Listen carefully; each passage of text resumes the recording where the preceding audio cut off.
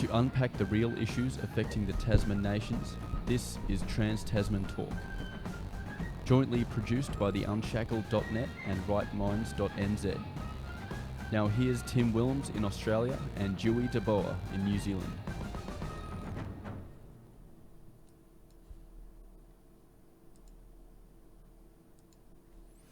Hello and welcome to another week of Trans Tasman Talk. The date is Tuesday, the 19th of November 2019. Happy International Men's Day. It is 7 p.m. here in Melbourne.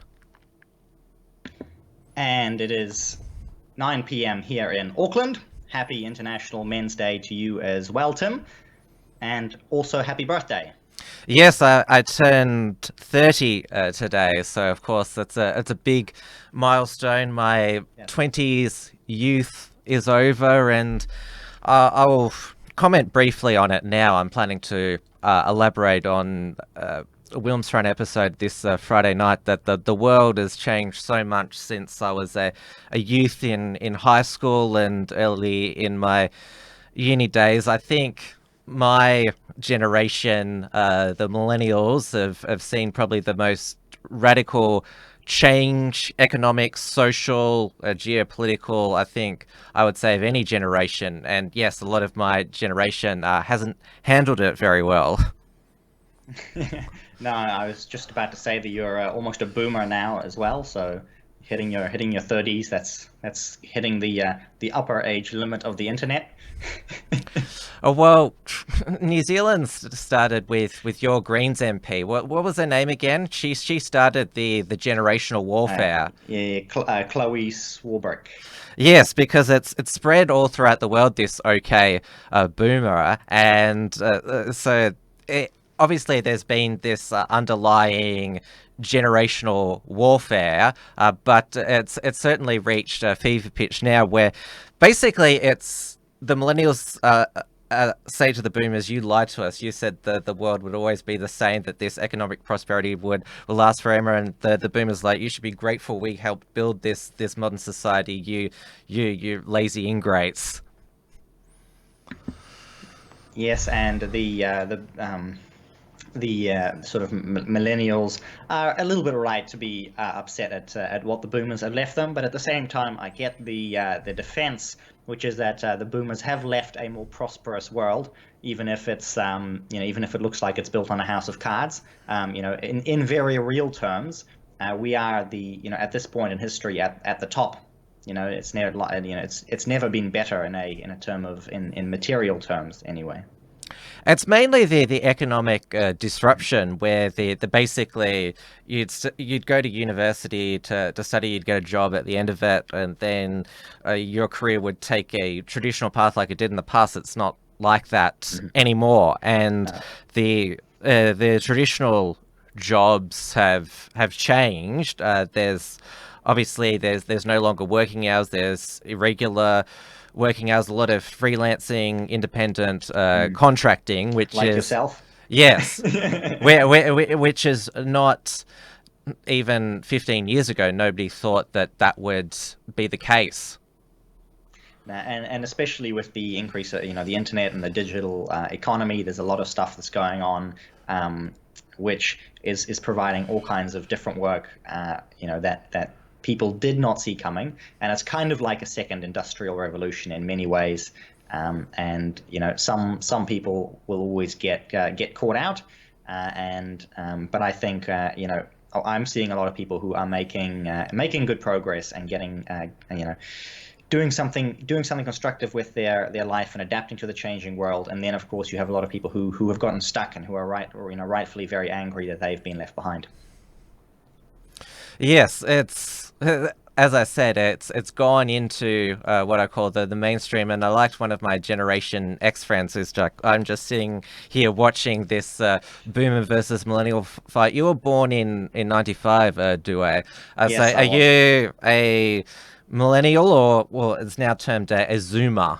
Yes. I'd rather be a zoomer than a millennial, but often the millennial cutoff or the beginning of the Zoomers is set to sort of 96, 97.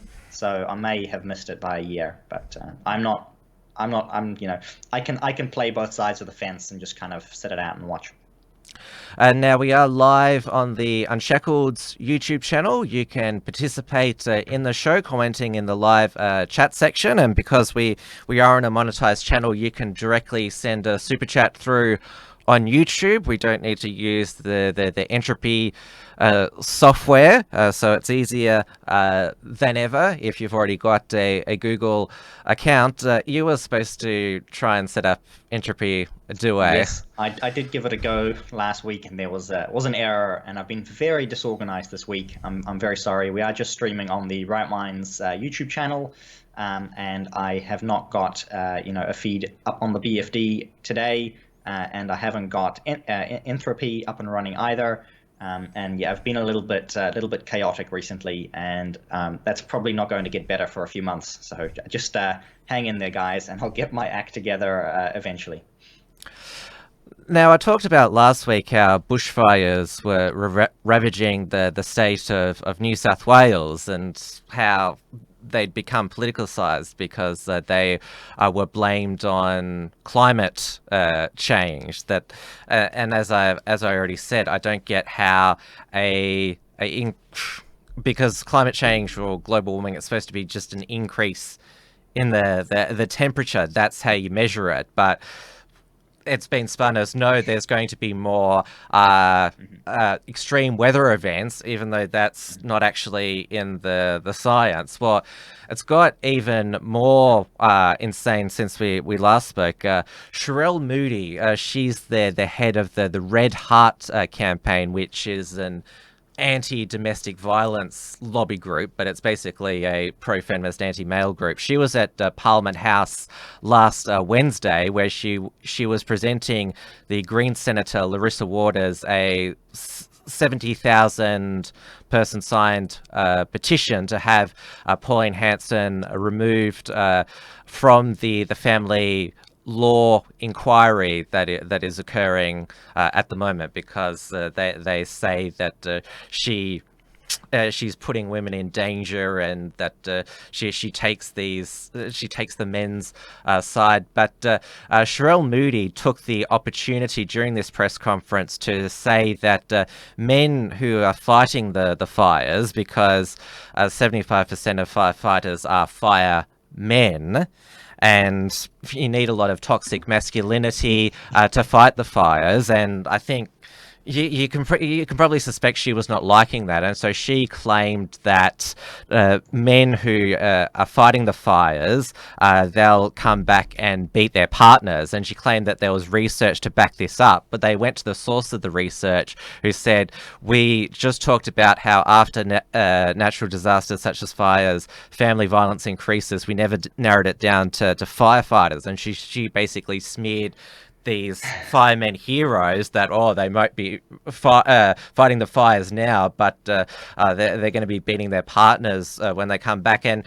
she used on her Facebook profile just one example of a firefighter after the Black Saturday bushfires in Victoria in 2009, who was already an abusive partner, but it increased after the Black Saturday bushfires. That was her concrete proof that firefighters go back to beat their partners. And just like with the global warming extreme weather events that you mentioned at the beginning, they don't have the data to back that up either, because it isn't there. And the only increase in temperature that you're getting over there in Australia is coming from the bushfires themselves. That, as we discussed in last week's show, is due to terrible forest management, terrible water management, and the placement of a lot of greenies in the environmental agencies, and and it's good that we have this topic here on International Men's Day, because this kind of hatred that some of these feminists have for men, to say, they're going to come home and beat their wives. The statistics on domestic violence, especially in New Zealand, show that domestic violence is nearly split 50-50. It's something like a 45-55 split in terms of perpetrators for domestic violence between the sexes. So this is her, her feminist biases coming out, and she's lashing out at these men who are doing, they're putting their lives on the line to protect people from these fires, and she's sitting, in the comfort of a studio or an office, proclaiming her virtue. She deleted the initial tweet, but she left up the post on her personal Facebook page, which was left public. And the thing is, when feminist advocates say something which is misandrist, obviously on Facebook, when basically 50% of the world's population are attacked, there's going to be emotions running high. Then they point, see, look at this abuse. I was Yeah. right. That's right. People are angry that I insulted them. Yeah. And yeah, they like to dish it out, but then they can't take it.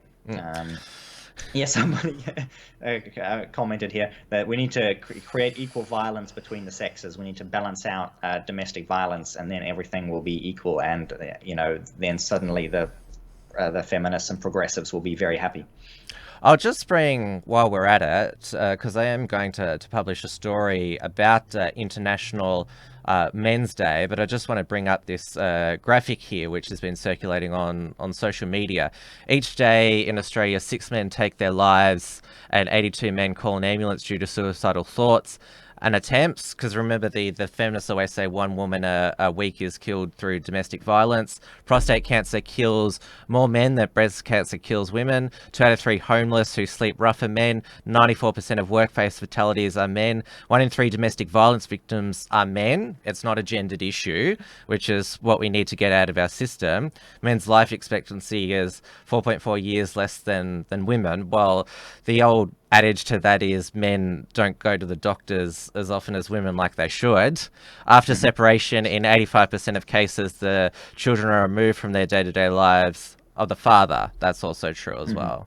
Yeah, and I believe the numbers for the child removal from fathers is slightly lower in New Zealand, and the rates of domestic violence, for women are slightly higher.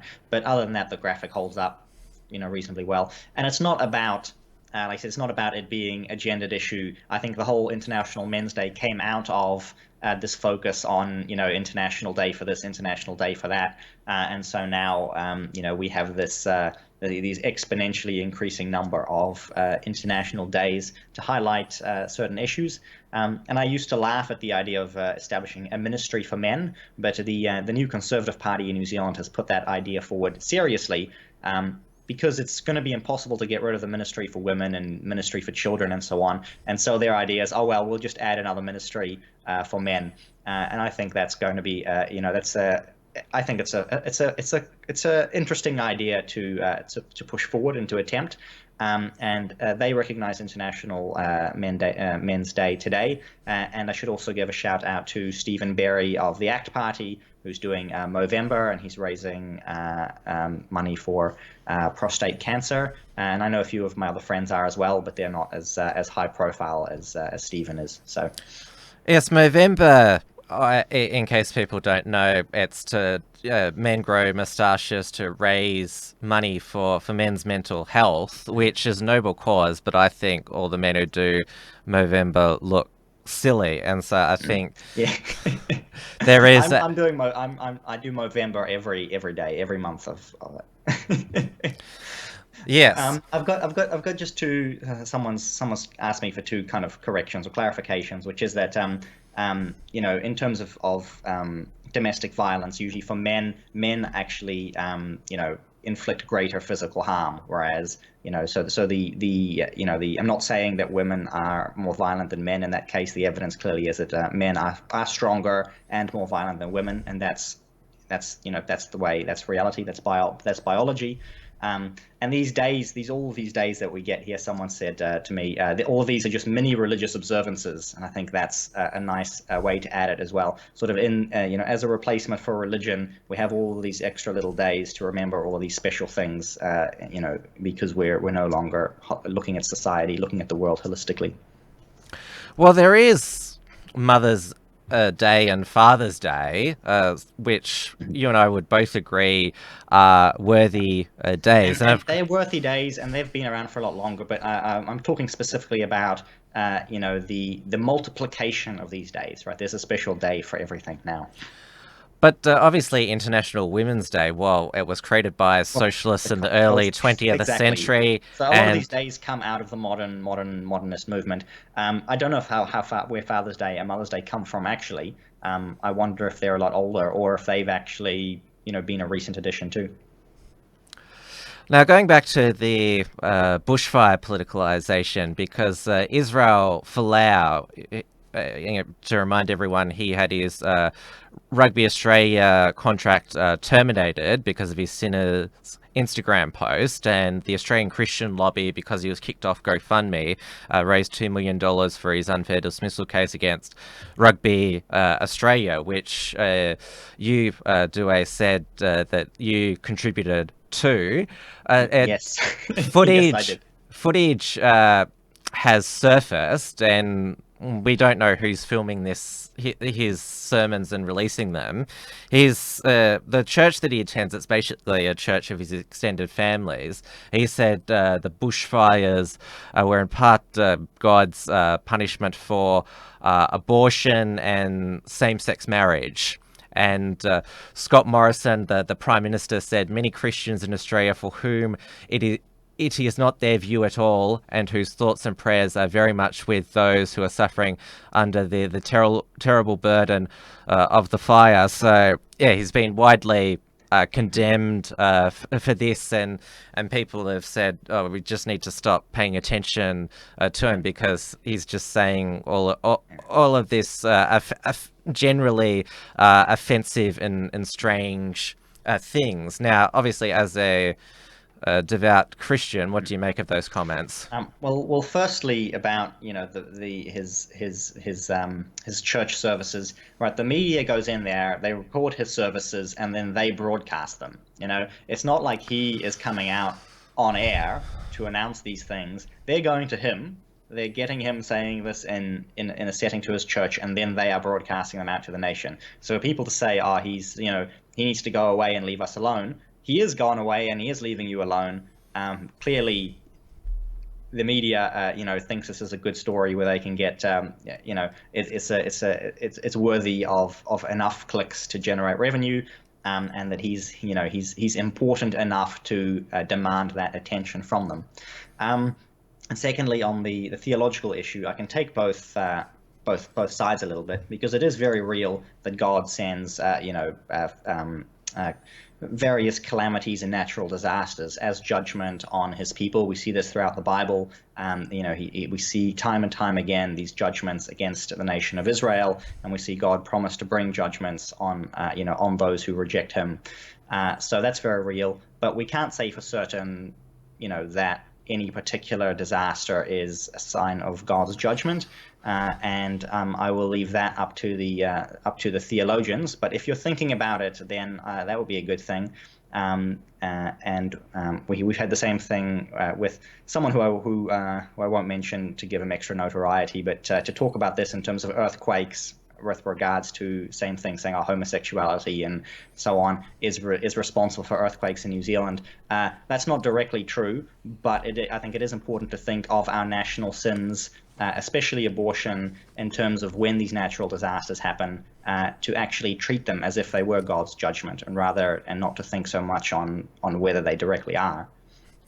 I just want, because Israel Folau's sermon, it reminded me the Rise Up Australia leader, and at the time he was the leader of the Catch the Fire Ministries, Danny Nialia. He in 2009 February, Victoria had the worst bushfires in our history, which was known as Black Saturday. Danny Nialia said that the bushfires were due to Victoria passing the Abortion Law Reform Act in October 2008. And it made me think that Israel Folau saying that because New South Wales just decriminalised abortion, and then they've got these horrible bushfires. I'm an atheist, but I can't just help thinking that's an interesting coincidence. Yes, that is an interesting coincidence, and I've got a good private message from a friend saying as well that and it's not a super chat, but I'll read it out. He says, "I'd argue that the same government that legislates for these progressive policies are also the same governments that make it harder for people to remove trees and to prevent bushfires and from burning down their homes in the first place." So the same government that is giving you abortion is the same government that's giving you the policies that are giving you bushfires. Yes, that's true, and it's been talked about in the media that farmers they can't even clear their own lands or this build-up of fuel because the Greens in the bureaucracy say, or just let nature be. And there's been a lot of talk finally about opening up national parks to animals and other things, just so that this fuel load can be removed. So we're finally talking about some common sense fire hazard reduction. But obviously, New Zealand is attempting to pass abortion law reform. So given that we've seen this coincidence in Victoria and New South Wales, we shall see what happens if New Zealand does decriminalise abortion. Yes, I will not make any predictions there, but we'll be doing this show for many years to come, I hope, and that may be something that we can come back to. A lot of people have compared Israel Folau's church to basically our own Westboro Baptist Church. I'm not sure if you're remember. Familiar, Fred Phelps, who's now deceased. He said all of these natural disasters were due to, in his words, fags and dykes running around, and used to give quite these fire and brimstone sermons, which he was and the church was basically just full of his extended family. Yeah, there's usually a reason why these particular people are not running any kind of movement that is well regarded within Christianity, because they do tend to be a little bit off on their theology and also in their personal life and practice. Now as you mentioned last week, the farmers over there, they're hopefully they're preempting what's happened in Australia to the farmers over there, because they seem mad as hell still. Yes. So the farmers organised 2 protests this past week here in New Zealand. One was a march on Wellington on the Beehive, and the other was in Greymouth on the west coast. At the Beehive, they had 1,200 to 1,300 people turn up. The media reported only a few hundred, but the official count was much, much higher than that. They had several MPs who showed up. I listened to one of the speeches, and these people, they were angry. They were, the crowd was riled up, and some of the MPs who tried to speak were booed off the stage and heckled as they were speaking. And we have a famous Shane Jones segment. He's the New Zealand first MP that we mention every week, because he says something worth talking about every week.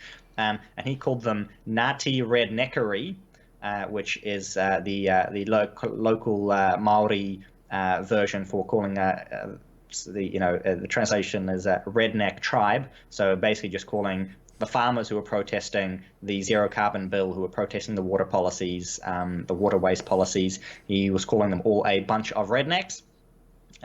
And he is clearly not looking for their votes next year, but he is looking for the votes of the forestry industry. And that is one of the farming complaints, is that farmland is being converted into forestry. The other protest in Greymouth had 3,000 to 4,000 people turn up, and again a couple of MPs, mostly just the National Party, who are trying to appease the farmers. They voted for the zero carbon bill, and they're saying, no, we had to vote for zero carbon so they wouldn't say that we're climate deniers. And if we have to win the election next time, and we'll give you it, we'll fix it after the election. Keep voting for us. We're gonna undo some of the stuff that we supported next year. We promise. We pinky promise that we're going to make it all better. Yeah. You would certainly trust that. We only voted this for optics, but believe us that it's going to be different. And as I've said to you, because it's not just the bushfires in New South Wales, we've had the drought, the Liberals and Nationals, they've been in power both at a state and federal level for the past 6 years, and basically they haven't taken any action because they're scared that the greenies might be meanies to them. And that's the thing, right? If they say, oh, we have to win this election to get the votes, well, next election, they're going to have to do the same thing to get the same votes. So I really hope the farmers don't fall for this and vote for anybody else, and send to really genuinely send a message, because we're better off having, I hate to say it, but better off having Jacinda Ardern run the show for another 3 years than to have Jacinda Ardern light running the show for a couple of years until you get, until you move further and further down the progressive track. It's better to burn your bridges, so to speak, and get somebody better. I didn't plan that pun entirely like that, but it worked. That's what I was going for.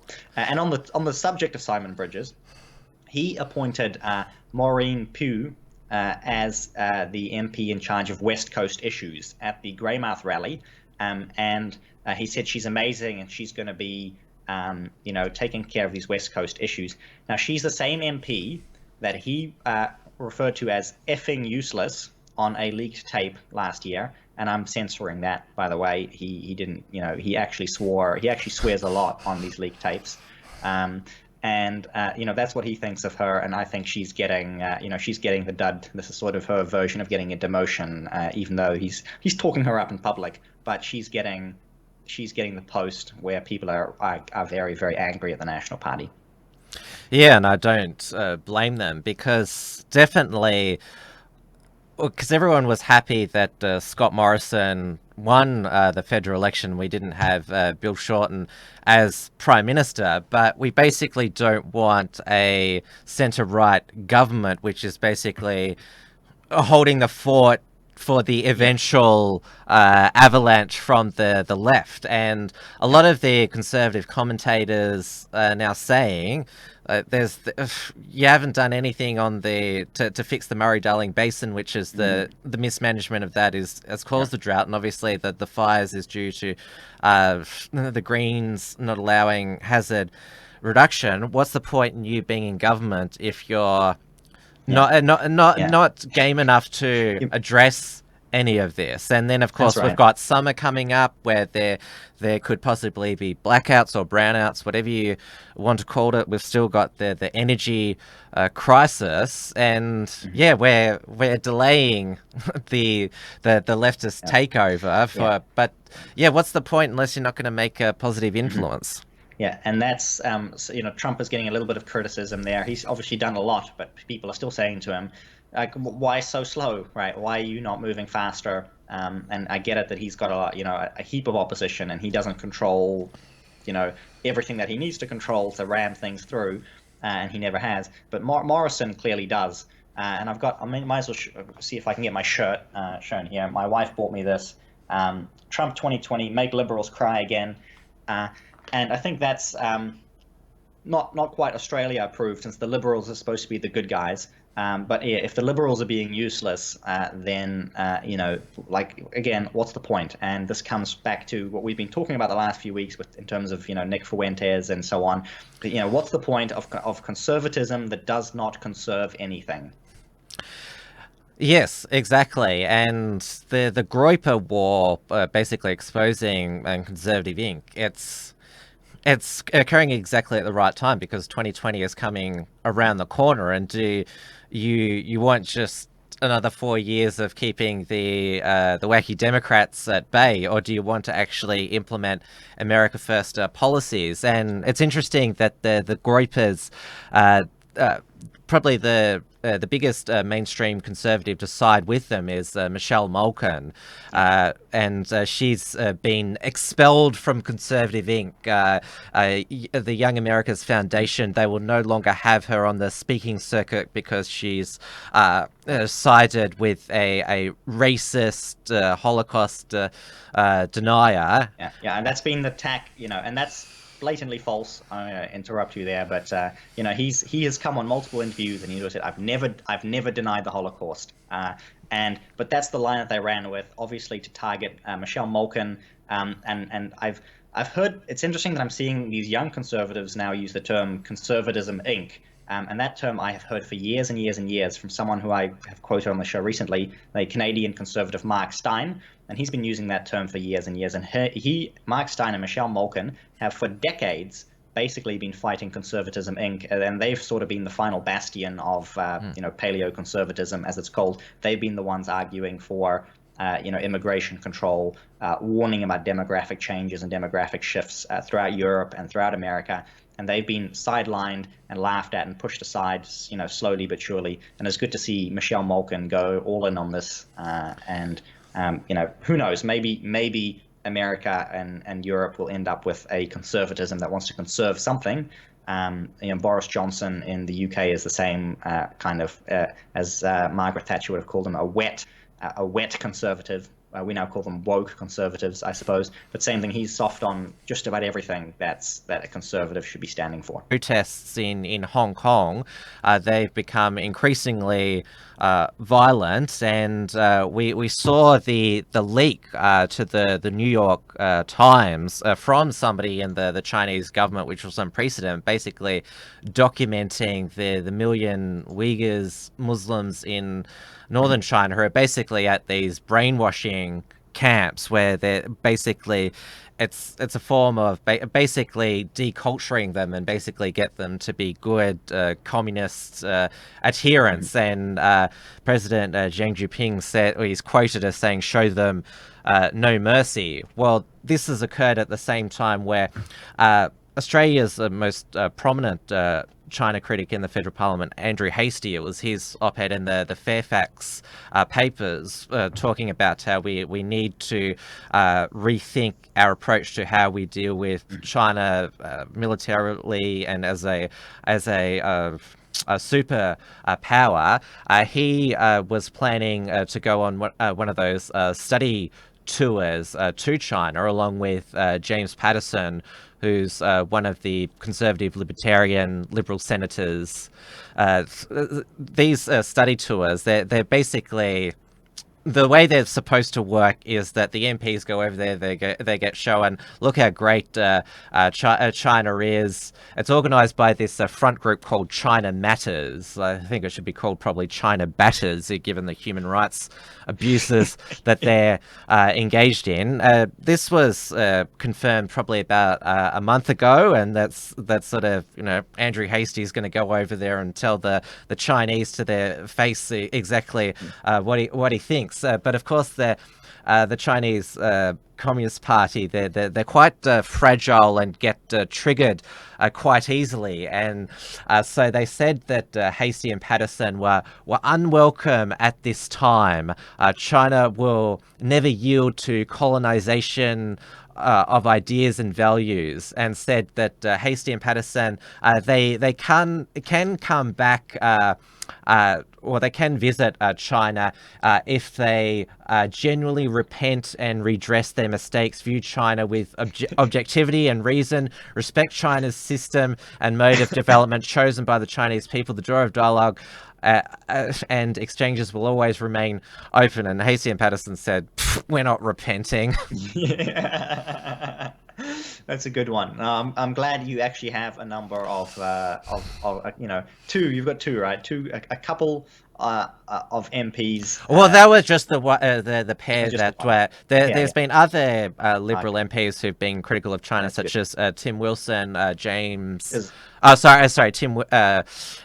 Dave Sharma, Tim Wilson, and Amanda Stoker. They're basically the sort of classical liberal, conservative, libertarian faction. Tim Wilson actually went over to Hong Kong about a month ago to participate in the pro-democracy protests. But this banning of Hastie and Patterson from visiting China, it's basically because it's been quite a wedge issue in Australian politics, with Liberal and Labor taking swipes at each other over the China relationship. Both Labor's foreign affairs spokeswoman Penny Wong has said this is outrageous. So has the Greens leader Richard Di Natale, and we've seen the Australia-China human rights dialogue suspended, but probably wasn't going well in the first place. So exactly, it's basically we don't have a single MP who will speak the truth or call out about China at all. In New Zealand politics, the only one who pretends to a little bit is Winston Peters, and he in his usual soft-spoken manner, but behind closed doors he's all good. That's how they do it. If you kowtow a little bit too much to China, like Simon Bridges has done, then you'll be criticized because you're supposed to do it behind closed doors. And our own China story this week has been the making of a Chinese propaganda film in New Zealand, at least I read here, partly in New Zealand, and they received a tax rebate from the government, which means from the New Zealand taxpayer, essentially, because that's $250 million. That's right, $250 million. Sorry, $250,000. I'm like, whoa, I'm talking American figures here. So $250,000, which is 250,000, has been given to the Chinese, I was to say the Chinese government who makes these movies, whichever so-called company that they have making their films was able to do so at a discount. And the tagline from this film, which I've got right here, is "Anyone who offends China, no matter how remote, must be exterminated." Yes. So there's your tax dollars at work. So basically, that is verbatim what the Daleks say. We will exterminate, yes. Destroy. Yeah, and so we're now at the point where we are, genuinely subsidizing Chinese propaganda so that it can be made in New Zealand to benefit the New Zealand economy, it's bizarre. And again, who's calling any of this out? Nobody is calling this out. And your media is it complicit in basically this enabling? Because we, as I've mentioned before, even our ABC, which does a lot of egregious things, their Four Corners program has done countless episodes on China's foreign infiltration into Australia, their various front groups, community groups. What's your media like? It's the same or worse kind of story here, where the New Zealand Herald, at the very least, has a Chinese language version that's run, that's basically run for the benefit of Beijing. They edit all of their articles to make sure it's all Beijing approved. We have these various China media groups in New Zealand who do Chinese language media, especially in what's known as the Chinese community, where we have, tens of thousands of people who speak Chinese rather than English, and they consume the Chinese media. Here in New Zealand, all of that is controlled by Beijing as well, and there have been various other allegations about how the Chinese government controls New Zealand media, and even universities in New Zealand. Massey University has recently been exposed as carrying water for Beijing by pulling down pro Hong Kong posters and the like, and likely they would cancel any high profile speaker that was heavily opposed by China as well. It should really get more scrutiny in Australia because, New Zealand is the most culturally similar nation. Yeah, Five Eyes as well. Yeah, Five Eyes. It's basically borders. Yeah, you're blind in one of the Five Eyes is blind, basically. That's pretty much it's been exposed as such at various high-profile these spy conferences. I'm not sure what the appropriate word for them is these days. But these spy conferences have revealed, for instance, that New Zealand is the weak spot, and that the Chinese government has an inordinate amount of influence over what goes on in New Zealand, and possibly access to a lot of the Five Eyes stuff via that. And yeah, that's it for the China updates from New Zealand.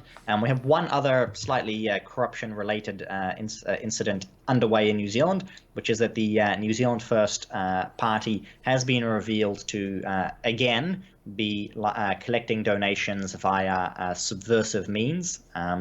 This time possibly illegal, possibly because I say this because they've gotten away with it in the past, but the Electoral Commission may investigate why several trusts or foundations are actually giving loans to the New Zealand First Party. These loans are not intended to be repaid, and so they're hiding donations because these foundations and trusts don't need to disclose donations if these are not being directly made to a political party. But if this is being done with the understanding of that, which will be the hard part to prove, then it would be against the electoral law that they're basically just hiding who their donors are.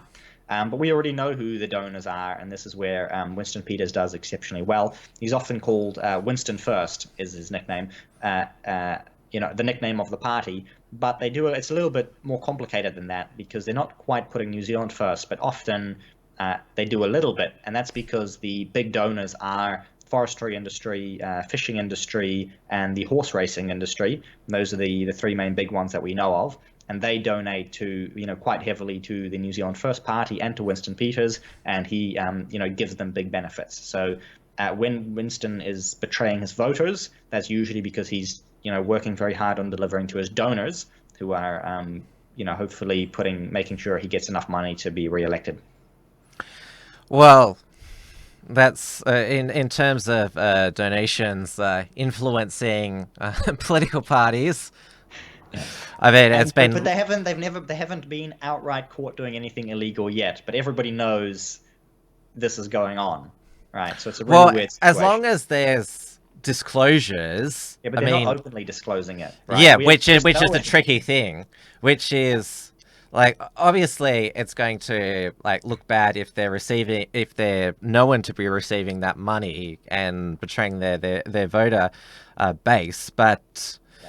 And it also, I suppose, the reason why it gets swept under the rug is because, the unions, various government unions, donate massive amounts of money to the Labour Party. So everybody knows that they're funded by all of these unions, especially, the bureaucracy basically funding itself via donating to the Labour Party. Yeah, that happens in Australia as well. Everybody knows that the National Party gets, $100,000 here and there from Chinese businessmen via the United Front.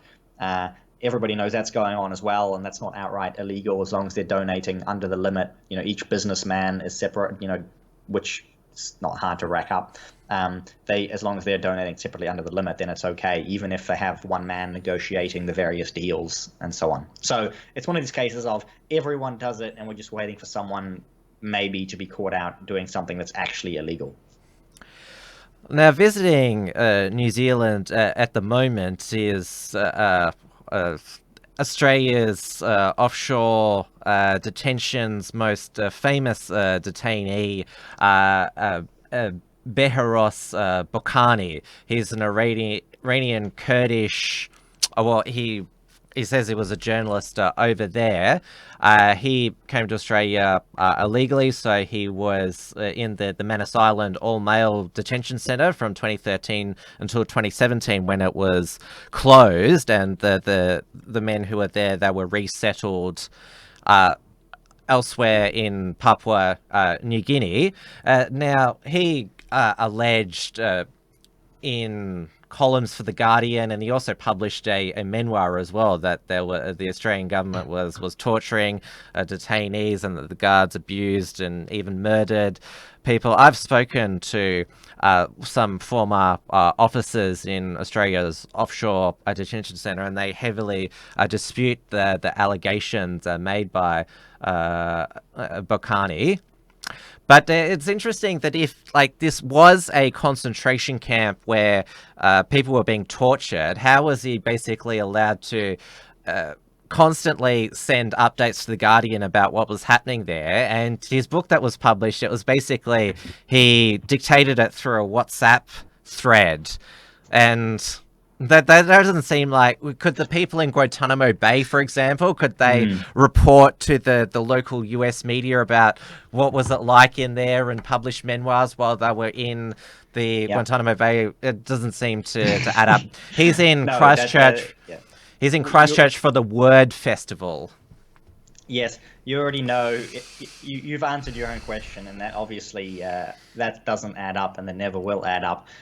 But yeah, he has been welcomed to New Zealand, and he's hanging out in Christchurch. And I believe he tried to enter Australia legally. All right, that's the whole reason why he ended up being in the offshore detention centre.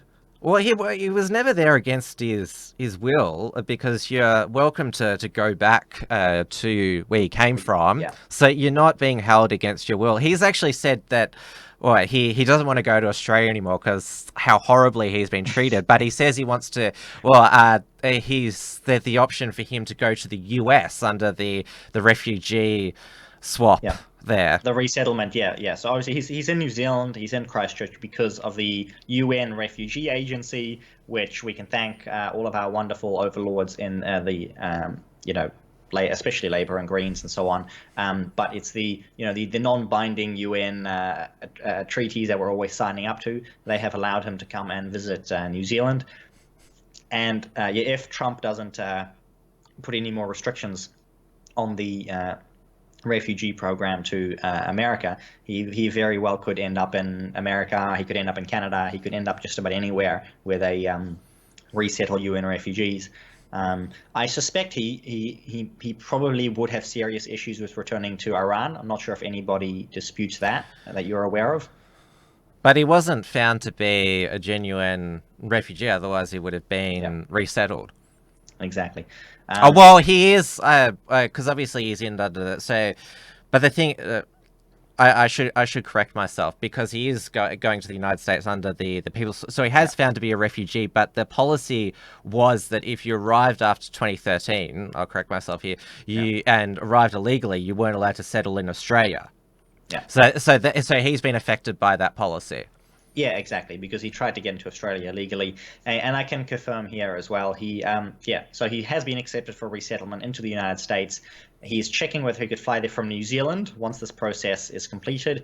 He says he may apply for asylum in New Zealand, so we may be lucky enough to keep him forever. I'm seeing in the chat, he's a country shopper. That's exactly what he's doing. He may find New Zealand liberal enough to his tastes and not want to go to America, so he'll try and sneak in here. And we've got a similar case of not necessarily refugee resettlements, but visas being granted to the widows this week of Christchurch mosque shooting victims. And I'd say, okay, well that's good to give them, make sure they can keep their visas and make sure they can stay here in New Zealand if they're the widows of these men who were killed in New Zealand.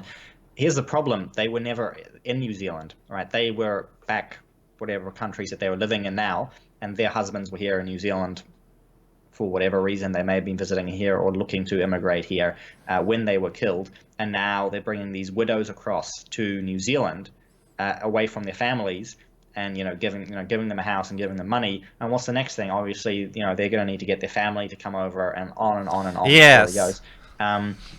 And that's the reality of what the government is doing, and handing out huge amounts of money to these foreigners, and in many cases they don't really need to be here. They're not at risk in their own countries, and there are people in New Zealand who are suffering. And what do you see happening? You see, there's the kind of the gravy train goes on to fund these UN agencies to find people to bring here and to keep the cycle going on and on forever. In Australia, the Morrison government, they're trying to repeal what are known as the Medivac laws, which means that doctors can decide if a asylum seeker is so sick that they need to come to Australia for medical treatment. And of course, if they come from offshore detention, into the mainland of Australia for medical treatment, then they're basically they can't be sent back. It's because the refugee lawyers get involved, and it's just impossible. And this law was passed when the Morrison government was plunged into minority government when they lost the Wentworth by-election. And the key crossbencher in the new parliament, they've got to convince that these laws need to be repealed, is Jackie Lambie. And they said at the time, the Morrison government, that this would basically be a backdoor way for asylum seekers to basically claim they were sick to come into Australia. Well, it was leaked on the weekend to the Sunday papers that a refugee, asylum seeker at Nauru, he had been flown to Australia for medical treatment because he had botched a penis enlargement procedure. Yes, that's a very common emergency procedure to need to get. Okay, I'm lost at I'm lost for jokes, really. Like who signed off on this? And hopefully there's somebody chasing up on that. Who signed off on that? Are they getting fired?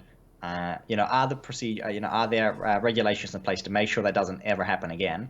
And I'm talking about not botching that surgery, but the fact that they got it approved in the first place. And if they do ever get any others approved, I hope they botch them as well. They could maybe accidentally issue transgender surgery or something along those lines. And yeah. He must have been using, I think, the Austin Powers self-penis enlargement kit, if you've seen the International Man of Mystery, and at the end of the movie he actually uses that to kill one of Dr. Evil's assassins. So it could have been that, because, well, given that it was used as a murder weapon as well, it could have been one of Austin Powers' faulty penis enlargement kits.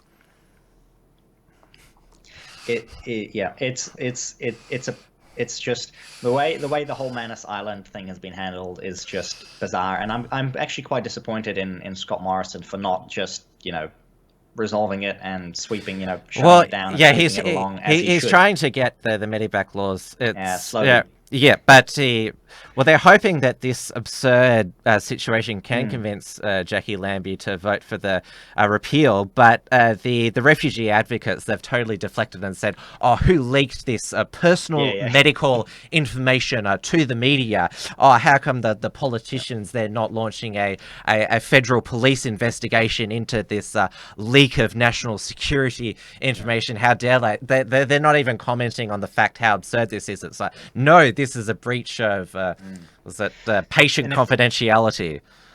And if you want a story similarly related to the kind of injustice that you Australians are going through by having to put up with this, we have a story in New Zealand that's been ongoing of Roxel Le Rox, and that sounds like a really bad name because this lady has a really horrible mother, and she herself has turned into a very horrible person. Do you actually have the photo up, or I should be able to show it? Okay, so I'll tell people the story if they aren't aware. She was driving and drove through a red light and killed a 15-year-old boy who was riding his bicycle, and she was 18. She had been drinking wine and smoking cannabis. And I've got the boy's name here as well. His name was Nathan Kratsko. He died at the scene, and she drove off. So it was a hit and run, and she eventually turned herself in to the police. She was sentenced to 11 months of home detention, and she has recently posted this photo of herself on Instagram at the beach, smoking in a bikini with her supervision, her supervision ankle bracelet on, where she's being monitored for. She outright murdered this. She murdered this boy, and she's out there, getting Instagram fame. She's pulled a lot of other stunts, and that's basically what goes for the mockery of justice that we have here in New Zealand. Yes, well, New Zealand would not be unique in that regard. In Australia, there's always a story about a violent offender getting off scot-free. The most egregious example is that in Victoria we're supposed to have mandatory jail terms for those who assault emergency workers, but there's still those who are not being sent to prison because the judge or magistrate finds exceptional circumstances. And then I've gone on about another show about all these pedophiles who, a lot of them get either very short jail sentences or basically get a community order, even though they've committed horrific acts. I have just been told that I botched the pronunciation of her name, which I'm fine with. Apparently it's pronounced Lee Roo.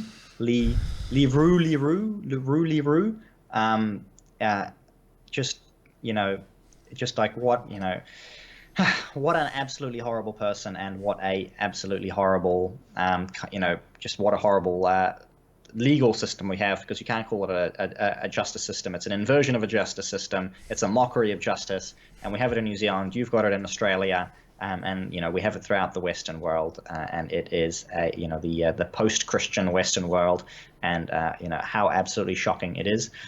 And we may as well wrap up today with one final positive story, which is that we have had a royal visit. We love royal visits here in New Zealand. We had Prince Charles come and visit New Zealand. And well, Tim, you have been following this in Australia. Why don't you tell me what it looks like from over there? Well, it's just following his younger brother, Prince Andrew's disastrous BBC interview where, even though there's photographic evidence, he claims that he never met Virginia Roberts. He can't explain the photo of him with Ghislaine Maxwell, and said that on the night in question, I was with my family at a Pizza Express restaurant, which, of course, people have been following elite global pedophile rings would know what the word pizza is code for. And it was interesting, Jacinda Ardern, she was asked, is this the right time for a royal visit? And Charles shouldn't be held responsible for his younger brother's actions, but it was unfortunate phrasing of Jacinda Ardern, who said, Prince Charles, he has a keen interest in youth. And I'm just like, both of these royals have given these very extraordinary interviews recently, and either they're not aware of any of this and they're not aware of what they're saying, or they're laughing at us, right? Either they know exactly the coded language that they're using, they know exactly what these symbols represent to the criminal underworld because they're part of it, and they're just saying, hey, look, you can't touch me. Who knows? What? Yes. We don't peddle conspiracy theories on the show, but No. We're just putting that out there. But unfortunate for Prince Andrew, unlike Prince Charles's former wife, Diana, who's long deceased, Prince Andrew's ex-wife, Sarah Ferguson, she's still alive and well and has started speaking on this matter. Unfortunate for him.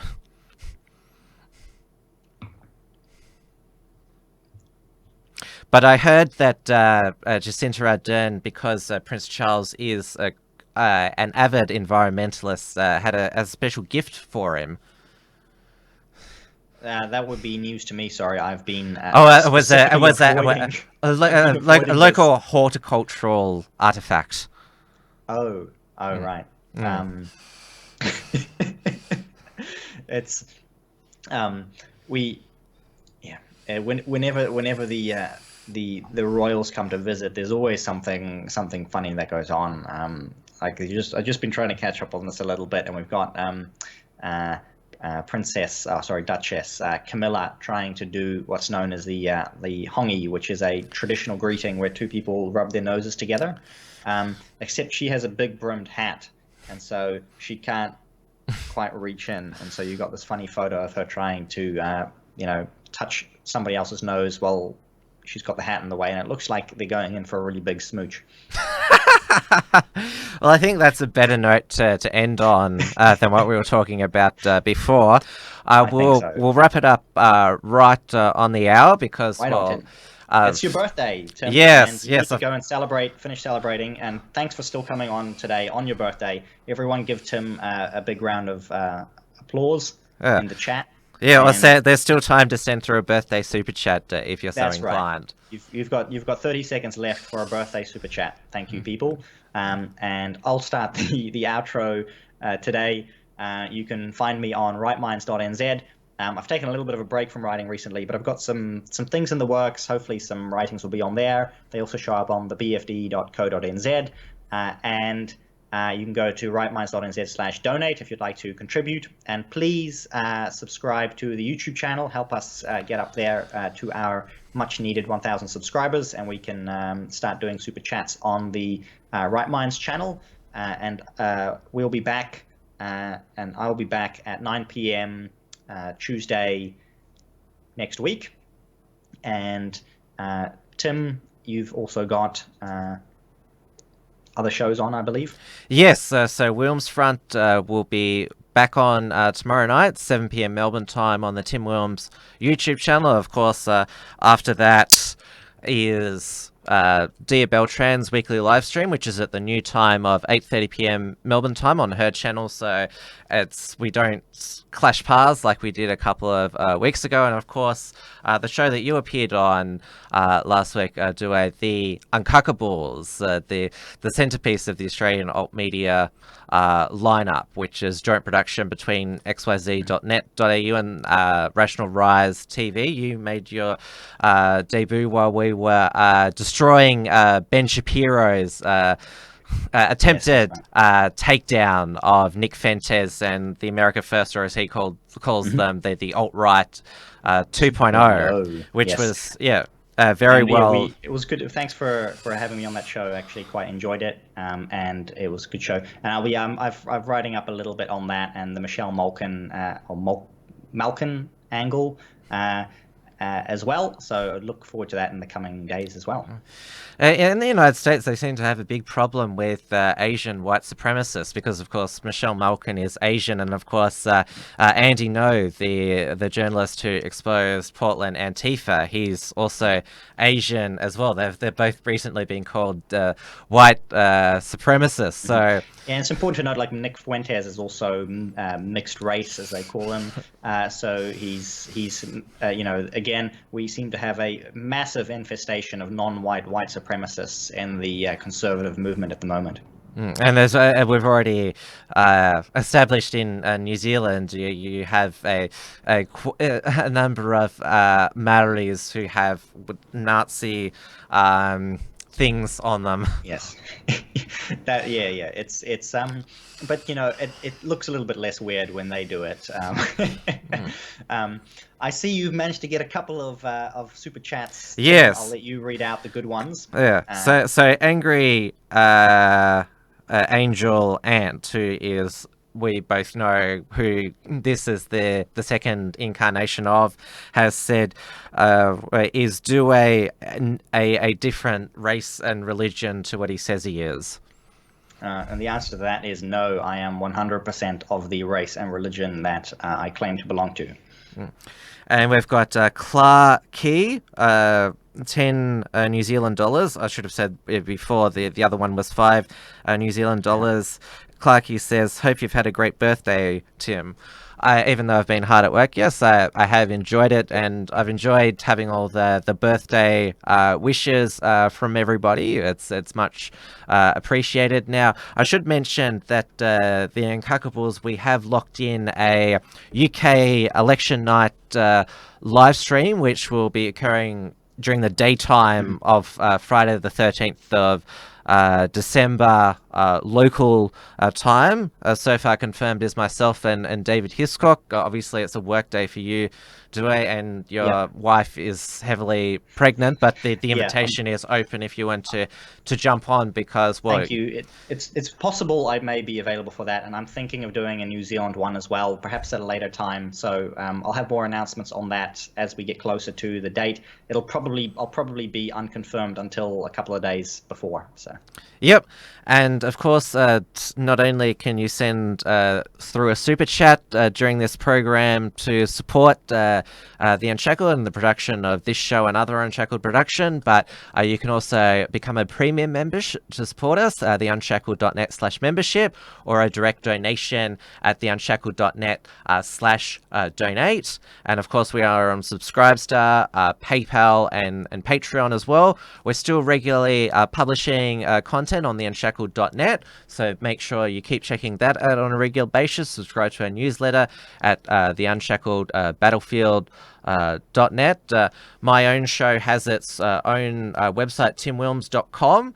We can also subscribe to the podcast version of my show, which includes Trans Tasman Talk episodes in the RSS feed. So if you want to listen to the audio version of this show, that's where you can catch it.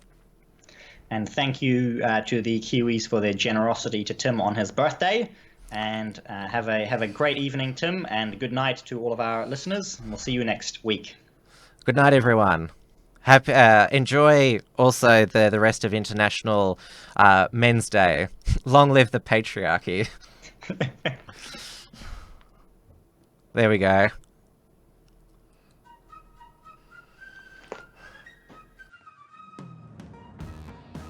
Thanks for tuning in to this week's edition of Trans Tasman Talk.